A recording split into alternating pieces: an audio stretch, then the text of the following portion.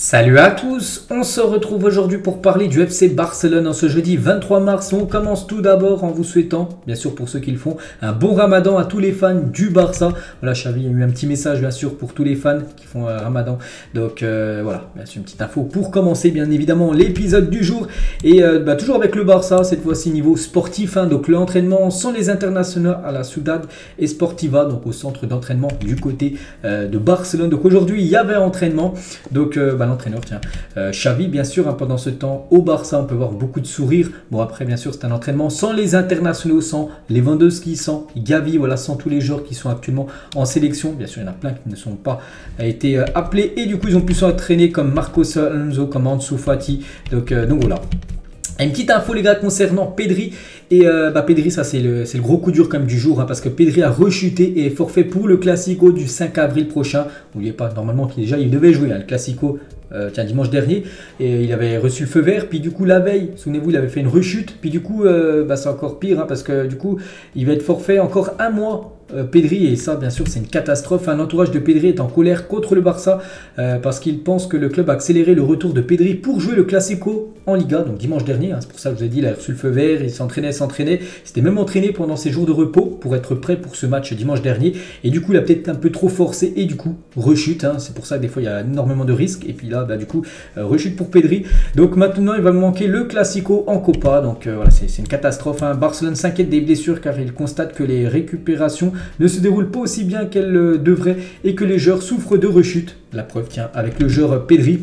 Donc voilà, normalement il va être indisponible encore un mois, normalement il va revenir là, après la trêve internationale, et encore un mois d'indisponibilité, ce qui veut dire là que tout le mois d'avril, on ne le verra pas normalement, le joueur Pedri. Donc voilà, gros coup dur, on lui souhaite bien sûr un bon rétablissement. Et concernant Dembélé, donc la reprise de Dembélé va plus lentement que prévu, il n'est pas encore écarté pour le match retour de la demi-finale de Coupe du Roi contre le Real Madrid, mais il a peu de chances d'être disponible. Donc voilà, il y aura certainement, bon pas Pedri, ça c'est sûr, et Dembélé très incertain, donc voilà, comme deux cadres actuellement du côté du Barça qui manquent énormément à l'équipe, malgré que les résultats sont quand même plutôt bons sans quand même ces deux joueurs cadres.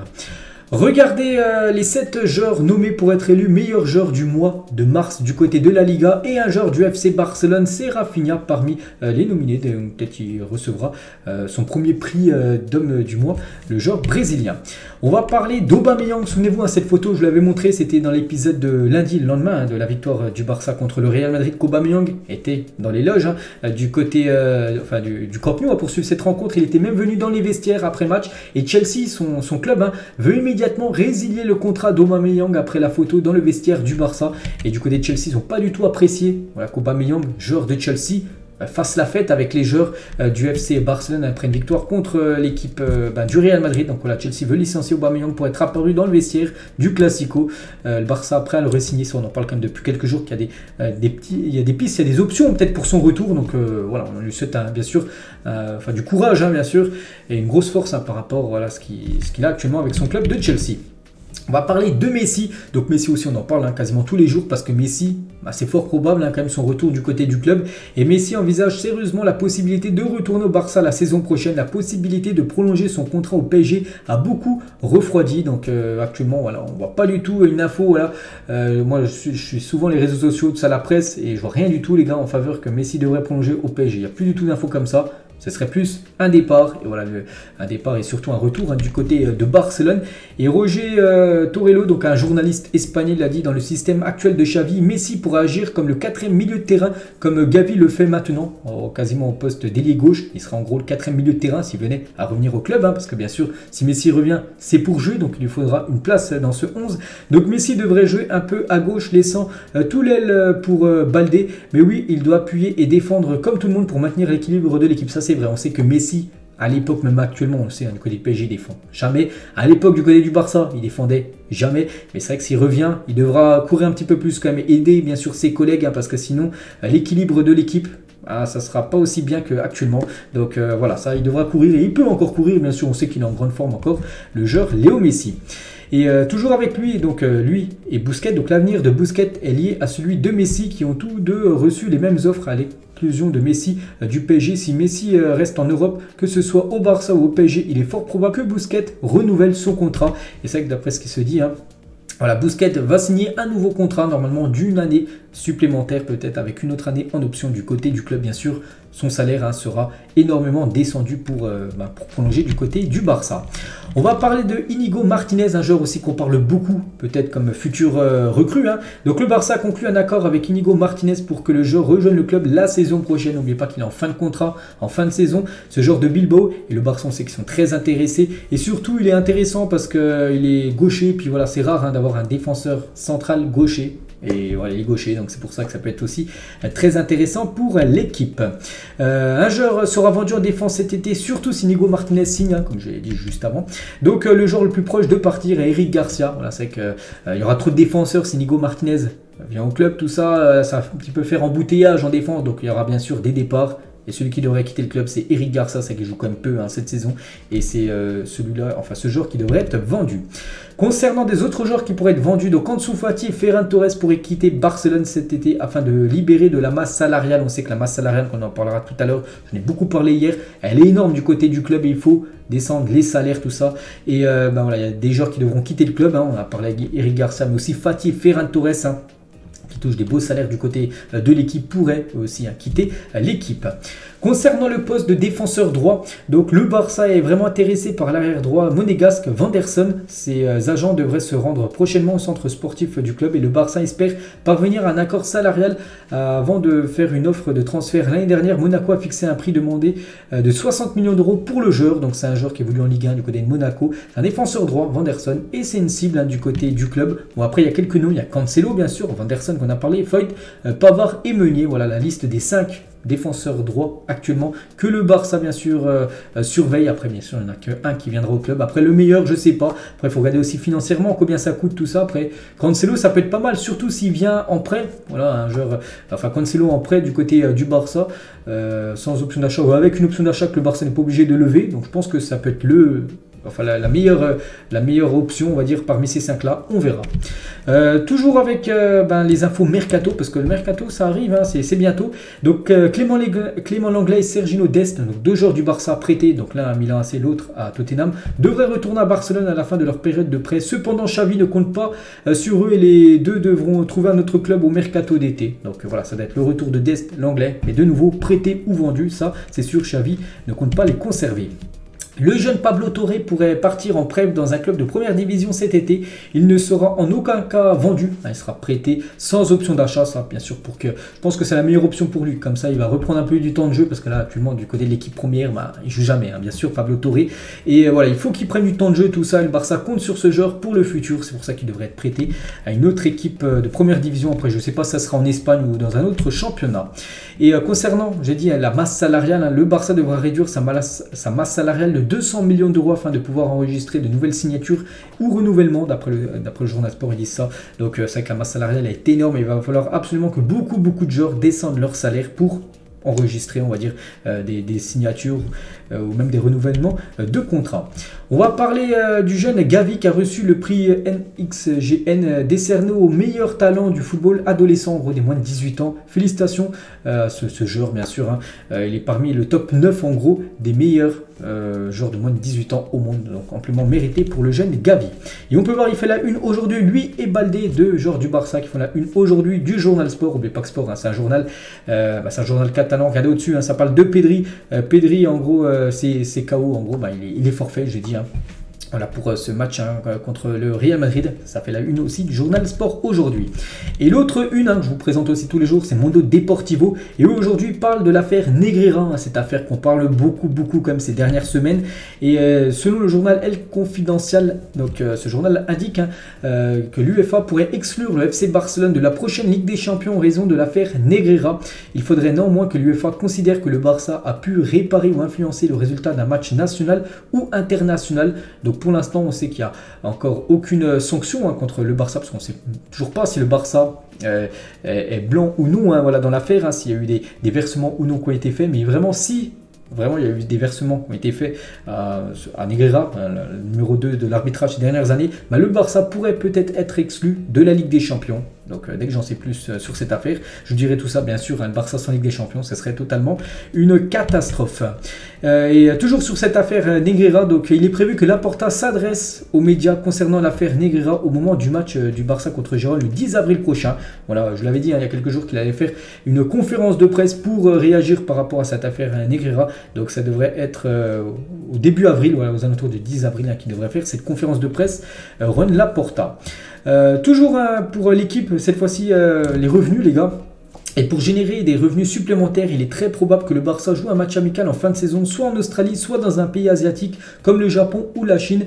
La tournée de pré-saison aura lieu aux États-Unis. Souvenez-vous, le Barça avait joué un match en Australie saison dernière, un match où toute l'équipe était allée, je ne sais plus s'ils avaient gagné ou pas, mais bon, financièrement ça valait le coup. 5 millions d'euros qu'avait récupéré le Barça en jouant seulement un match. Donc ça peut être la même chose. On sait que le Barça a besoin de rentrer de l'argent pour le faire financer tout ça. Et en gros, ça pourrait être la même chose. Il pourrait de nouveau jouer peut-être encore un match en Australie ou peut-être au Japon ou en Chine en fin de saison pour rentrer encore une belle somme d'argent. Puis aussi la tournée de pré-saison aura lieu aux États-Unis et là aussi il y aura de rentrées d'argent.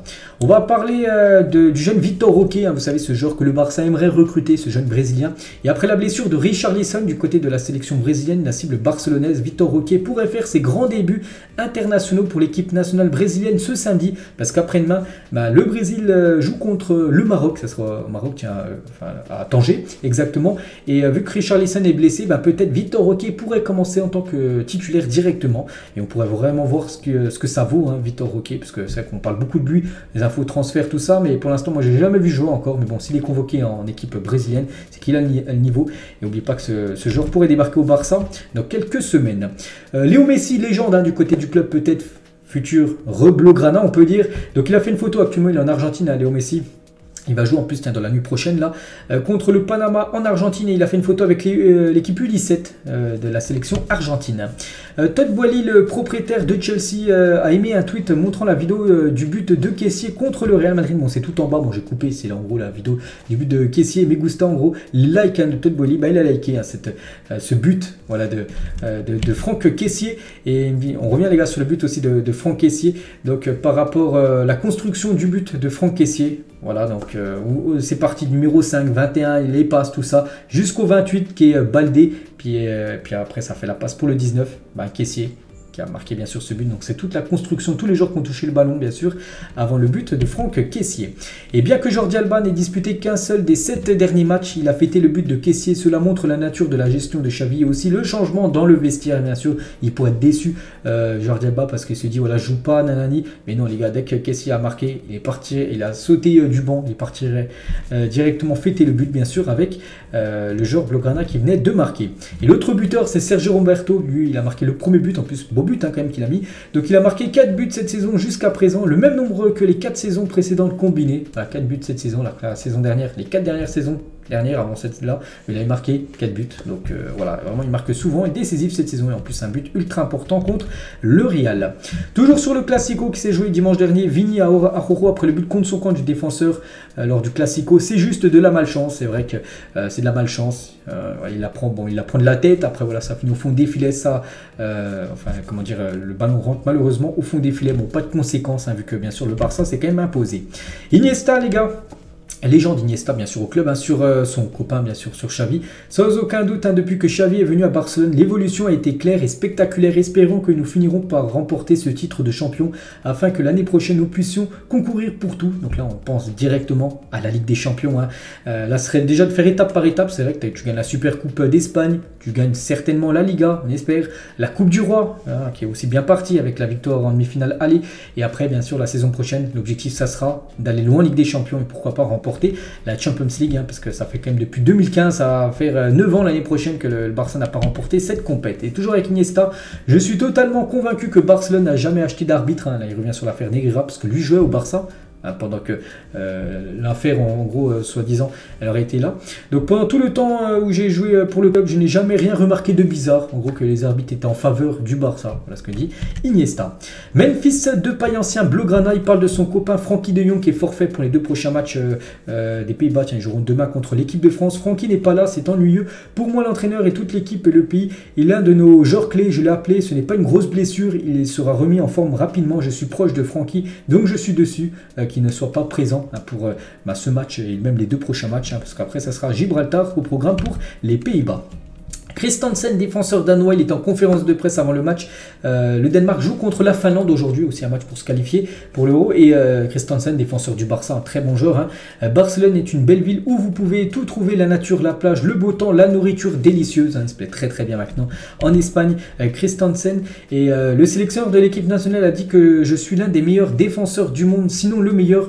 Il a dit je ne me vois pas comme tel. Notre défense à Barcelone a encaissé 9 buts jusqu'à présent parce que nous sommes une équipe et qu'elle a une bonne préparation tactique. Il dit qu'il n'y a pas que lui, bien sûr, qui est en défense. Il y a tout le monde, c'est avec tout le monde. C'est les 4 défenseurs plus le gardien qui fait une énorme saison. Et en parlant du gardien, Marc-André Ter Stegen, gardien du Barça, on peut voir que c'est le 2e meilleur pourcentage d'arrêt depuis le début de la saison. 80,6 d'arrêt. Voilà, c'est énorme. Il y a seulement un gardien français, Diouf, le gardien de Reims, qui a un meilleur pourcentage que Marc-André Ter Stegen. David Villa, Xavi a changé le visage des supporters du Barça, s'ils finissent par gagner la Liga comme ils le devraient. Les bonnes choses continuent à arriver, je suis très heureux que les choses se passent bien du côté du club Blaugrana. Beau message de David Villa, ancien joueur du FC Barcelone. Et toujours avec Villa, je suis heureux que Xavi se débrouille si bien au Barça, surtout à cause de notre amitié. Les gens sont très heureux parce qu'il a changé la mauvaise dynamique du club. On se souvient que c'était pas très rose les années, surtout les derniers mois là, il y a quelques années, il y a quelques mois, bref. Je veux qu'il réussisse dans tout dans la vie. Voilà le beau message bien sûr de David Villa envers son copain Xavi. Jordi Alba, les gars, sur les accusations de viol visant Dani Alves, un petit info, Dani Alves toujours en prison actuellement du côté de Barcelone. J'ai été choqué par la nouvelle, on parle d'un footballeur qui était mon coéquipier depuis de nombreuses années. Ce n'est pas agréable, surtout quand tu as partagé autant de temps avec lui dans un vestiaire. Je n'ai pas parlé avec lui ni avec son entourage, ce sont des sujets sensibles pour tout le monde. C'est vrai que pour l'instant, il n'est toujours pas passé au procès, au tribunal. Dani Alves, dès qu'il sera au tribunal, tout ça, on connaîtra vraiment sa sanction, combien il fera de prison. Est-ce qu'il est déjà il ira en prison, mais bon, s'il est présumé coupable, je pense qu'il sera il fera de la prison. Donc voilà, concernant la situation de l'ancien joueur du Barça. Mathieu Bodmer, les gars, il a parlé de Dembélé en talent pur. 3 joueurs m'ont marqué, Ben Arfa, Hazard et Ousmane Dembélé. Donc Dembélé, je l'ai vu jouer, il avait 9-10 ans. Au bout de 30 secondes de jeu, j'ai dit, c'est pas humain. Il frappait les corners des 2 pieds, coup du foulard des 2 pieds. Il le fait arrêter, pleine course, c'était fou. Voilà le message de Mathieu Bodmer, ancien joueur de Lille ou même du PSG, voilà, sur Ousmane Dembélé. On va parler de Krkić, 32 ans, celui qui était surnommé le futur Messi à l'époque. Sa sortie du centre de formation de la Masia, donc centre de formation du Barça, annoncé qu'il allait prendre sa retraite. Immense gâchis ou joueur surcoté, je sais pas. C'est vrai que c'était un talent, les gars, vraiment, c'était la relève de Messi. Et le problème, c'est qu'il n'a pas du tout fait la même carrière que Léo Messi. Donc il a fait Barcelone, puis après, ça a été la descente pour lui. Roma, Milan, Ajax, ça reste quand même des belles équipes. Mais après, ça a été Stoke, Mayence, Alaves, Montréal et Vissel Kobe, l'équipe de Andrés Iniesta. Donc voilà, je sais pas, c'est les deux, c'est surcoté peut-être et immense gâchis, bien sûr, pour cet ancien Blaugrana. Et on finit, les gars, cet épisode d'aujourd'hui avec l'équipe féminine du Barça. On sait que le Barça A féminin, ça cartonne tout, et le Barça féminin C, les gars, donc l'équipe, la 3e équipe, c'est la même chose, 20 matchs, 20 victoires, 60 points sur 60 possibles, 252 buts inscrits et 0 but concédé. Elles n'ont pas pris un but en 20 matchs depuis le début de la saison. C'est l'équipe C du Barça féminin, c'est n'importe quoi, les stats, c'est complètement fou. Donc voilà ce qu'il y avait à dire aujourd'hui, j'espère que ça vous a plu. On se retrouve dès demain pour le prochain numéro. Bonne journée à vous et à demain.